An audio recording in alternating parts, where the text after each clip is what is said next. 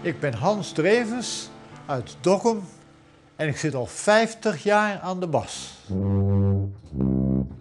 Nou, onze familie was op zich ook nogal muzikaal natuurlijk. Dus mijn ouders die waren allebei ook op koor en mijn vader speelde veel orgel. En ja, mijn zussen ook, dus op een gegeven moment, ja, dan zit dat wat in de familie. En toen kwam opeens plaats voor het blazen vrij. En toen ben ik aan de blazerij begonnen. En toen aan de bas en direct met de grutste? Ja. En hoe leerden jou dat dan?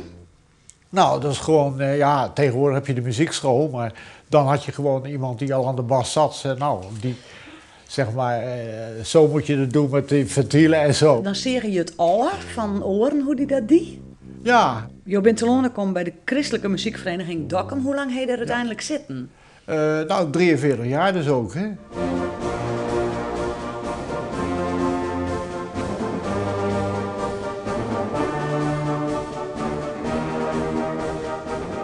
Speel je eigenlijk elke dag wel? Eigenlijk wel, ja. Dus dan hoef je geen uren te spelen, maar toch... Je moet het wel vielen. Ja, niet alleen om de noten, maar ook voor de techniek.